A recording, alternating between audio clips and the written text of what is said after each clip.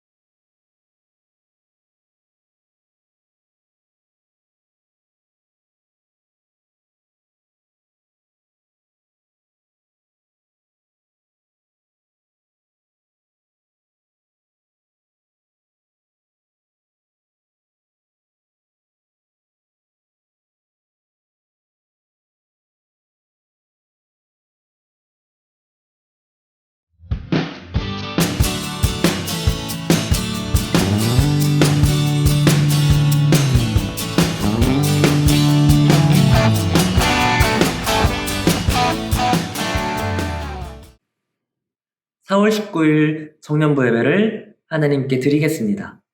사도신경으로 우리의 신앙을 고백합니다.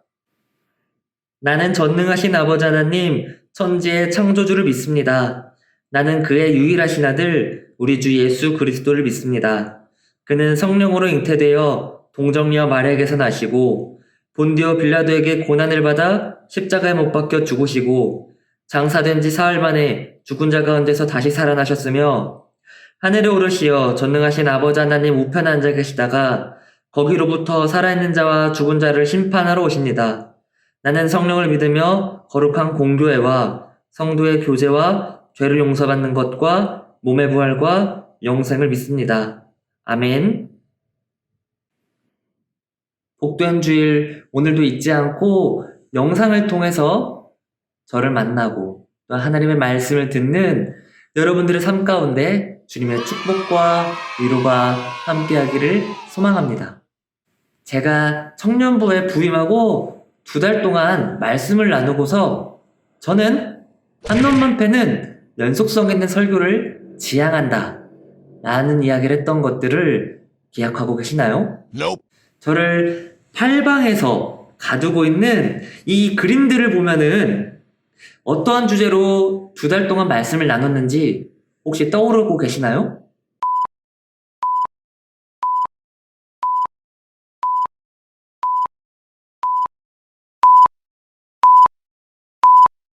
바로 교회와 선교라는 단어와 연결지어서 그리스도인으로서의 나의 정체성 발견하기 라는 목표로 말씀을 2달 동안 나눠봤습니다.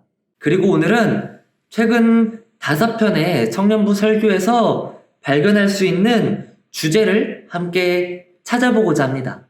매주 설교를 들어보면은 다 다른 이야기 같아도 사실 말씀을 준비하는 저는 연속성 있는 주제를 다뤘습니다. 말씀 안에서 반복적으로 등장하는 인물과 주요 키워드를 곱씹어보면서 하나님의 말씀과 가까워지는 시간을 오늘 이 시간 함께 가져보려고 합니다. 그러니 집중해 주시기 바랍니다. 저는 오늘 말씀 주제를 주서 예하복이라고 가짜 주제로 한번 선정해 놔봤습니다. 매주 로고 옆에 나와 있는 이 그림들을 보면은 이렇게 가짜 주제를 선정한 의도를 간파했을 것으로 생각합니다.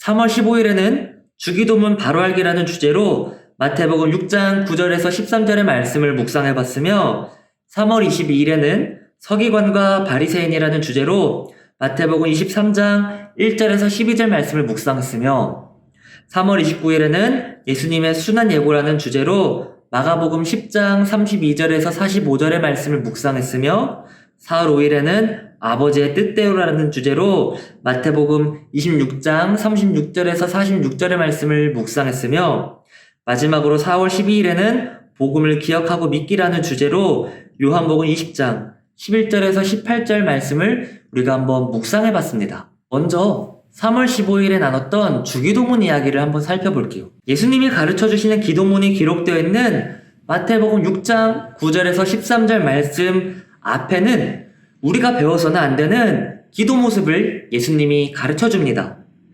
예수님은 위선적인 모습을 보이는 종교 지도자들의 기도 모습, 즉 사람에게 보이려는 기도 형태를 절대로 본받지 말라고 말씀하시면서 자연스럽게 주기도문을 가르쳐줬습니다. 크게 하나님을 위한 기도와 공동체를 위한 기도로 나뉘는 주기도문은 인간의 욕심과 갈망을 위한 기도를 내려놓고 하나님의 뜻을 이루는 기도를 하라는 가르침을 우리에게 전달했습니다.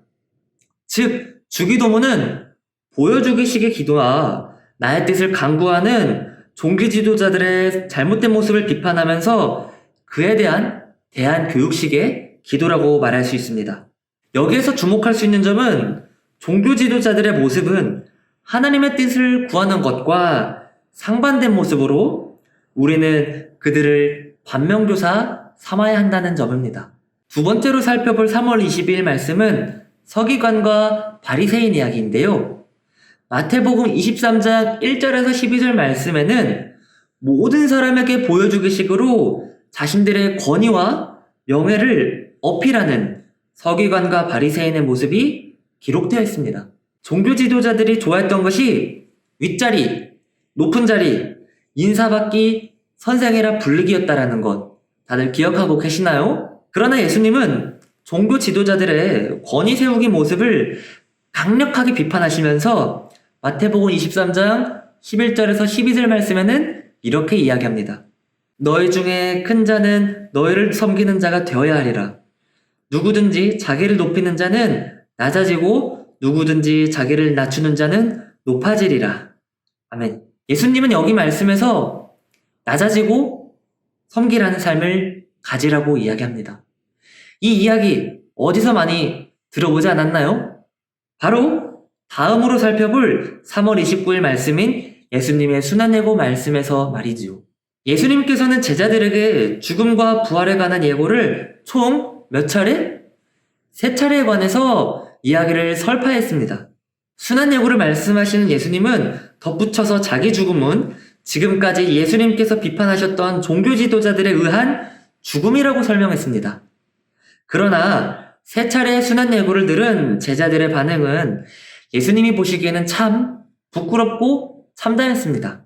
제자들은 순환예고를 부인하거나 권력의 자리에 앉기 위해 서로 싸우는 모습을 예수님에게 보여줬지요. 혹시 제자들의 모습에서 지금까지 비판했던 종교 지도자들의 냄새가 나지 않나요? 예수님의 비판 대상은 자연스럽게 종교 지도자에서 제자들로 넘어가게 되었습니다. 그리고 예수님은 반복학습을 통해 제자들에게 나를 부인하고 십자가를 지고 모든 사람을 섬기는 종이 되라는 진리를 가르쳤지요. 이러한 예수님의 말씀에 응답하는 것은 곧 예수님을 따르는 삶의 시작을 알리며 그리고 하나님의 뜻을 이 땅에서 실현하는 삶의 시작을 알린다라는 것을 우리는 절대로 잊지 않고 그런 삶을 살아가겠다라고 다짐하고 결단해야 할 것입니다. 네 번째로 살펴볼 4월 5일의 말씀은 겟세마네 동산에서 있었던 예수님과 제자의 이야기입니다. 이날 우리는 십자가에서 돌아가시기 전날 하나님께 기도하기 위해 겟세마네 동산에 과거 영광의 자리에 함께 올랐던 베드로와 야고보와 요한과 다시 한 번 더 함께 올라가서 하나님의 뜻과 나의 뜻 사이에서 내적 갈등으로 힘들어하시는 예수님의 인간적인 면모를 목격했습니다. 바로 함께 기도해달라는 예수님의 부탁을 깡그리 무시하고 땅바닥에 엎드려 잠만 잤습니다. 우리는 제자들이 잠자는 모습에서 영광의 자리는 기쁨으로 참여하지만 예수님과 함께 짊어져야 하는 십자가 고난의 자리는 도망쳐버리고 사라지는 이기적인 모습을 보게 됩니다. 예수님께서 십자가에서 돌아가실 때 그 옆을 지켰던 사랑하는 제자와 막달라 마리아를 포함한 몇몇 여성들이 보여준 모습과는 정반대로 말이지요. 마지막으로 살펴볼 지난주 부활절 말씀은 예수님의 죽음으로 인한 큰 상실감이 오히려 부활의 약속을 망각하게 했지만 마리아야 라고 자기를 부르는 예수님의 음성을 듣고 마침내 예수님의 부활을 기쁨으로 맞이하고 최초로 복음을 전하는 증인이 된 막달라 마리아 이야기였습니다. 그리고 막달라 마리아의 비교 대상으로 나온 베드로를 포함한 예수님의 제자들은 죽음과 부활에 관해 3차례 예고했던 그것을 믿지 못하고 예수님의 부재에서 느끼는 상실감과 그리고 예수님을 배신하고 도망쳤다는 죄책감에 빠졌으며 예수의 추종자들이라는 이유만으로 유대인들로부터 보복을 받을 것이라는 두려움으로 집 문을 모두 걸어 잠그고 은폐하며 지내는 등 십자가의 길을 외면하는 제자들의 모습을 보여줬습니다. 지금까지 최근 5편의 청년부 설교를 한번 간추려 요약해봤습니다. 5편의 설교에서 모두 등장했던 인물들은 바로 예수님의 제자였습니다. 그리고 조연으로 종교 지도자와 막달라 마리아가 등장했지요. 예수님과 관련이 있는 종교 지도자, 예수님의 제자들, 그리고 막달라 마리아의 모습을 통해 한번 우리의 삶을 점검해보고자 합니다. 첫째, 우리는 종교 지도자처럼 보여주기식의 신앙인, 그리고 낮아질 줄 모르는 신앙인이 돼서는 안 됩니다. 둘째, 우리는 예수님의 제자들처럼 예수님을 출세의 길을 열어주거나 아니면은 세속적인 복을 얻기 위하려는 수단으로서 이용해서는 안 되며 하나님의 뜻을 어기고 뒤늦게 후회하거나 자책해서는 안 됩니다. 셋째, 우리는 막달라 마리아처럼 예수님의 고난의 여정에 동참하고 부활의 기쁜 소식을 혼자서만 누리는 것이 아니라 내가 속한 공동체에 전할 수 있는 증인이 되어야 합니다. 오늘 우리가 함께 묵상할 말씀으로 빌립보서 2장 1절에서 5절 말씀을 채택한 이유는 5편의 청년부 설교의 결론을 내주는 말씀이라고 생각했기 때문입니다. 위에 있는 말씀 주제가 달라지는 것이 보이나요? 예수님께서 우리에게 바라는 것. 예수님께서 우리에게 바라는 첫 번째는 2절 말씀처럼 한 가지의 하나님의 뜻을 한 마음으로 품으라는 것입니다. 그리고 우리에게 바라는 두 번째는 3절 말씀처럼 겸손과 섬김의 마음을 품고 그것을 실천하는 것입니다. 그리고 우리에게 바라는 세 번째는 4절 말씀처럼 나 자신만을 생각하지 말고 여유를 가지고 공동체를 돌아보면서 약한 지체, 뒤처진 지체를 도와주라는 것입니다. 주기도문 이후에 나오는 말씀 묵상 부분까지 보셔서 세 가지 질문을 가지고서 많은 생각을 해보시기를 바랍니다. 이번 한 주간도 주님의 은혜 가운데 거하며 살아가는 주님의 복된 자녀가 되기를 소망하며 말씀을 마칩니다. 함께 기도하겠습니다. 사랑과 은혜가 많으신 하나님 아버지 감사드립니다. 하나님, 최근 5편의 청년부 설교를 우리가 다시 한 번 더 되짚어보게 되었습니다. 하나님, 말씀들을 통하여서 예수님이 우리에게 가르쳐 주시는 많은 메시지들을 우리가 기억해보게 하여 주시며 우리가 언제나 하나님의 뜻을 품으며 나아가는 그러한 자들이 되게 하여 주시옵소서.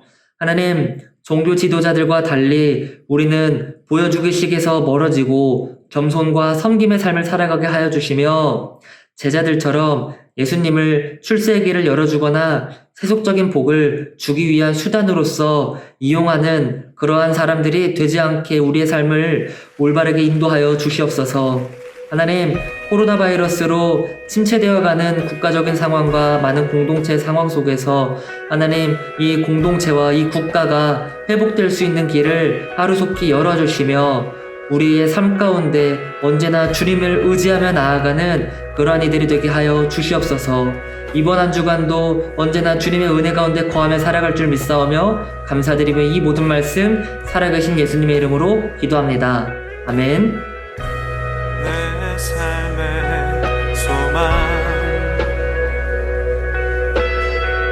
내가 바라는 안부 예수 닮기를 내가 원하네 한없는 사랑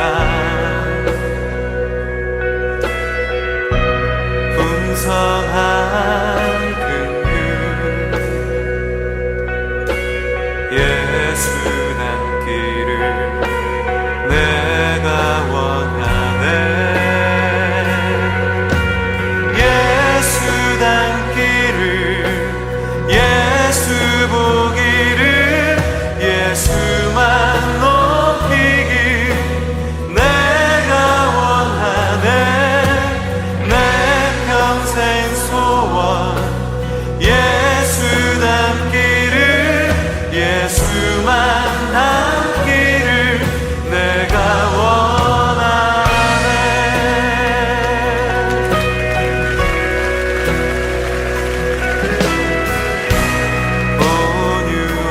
온유하시고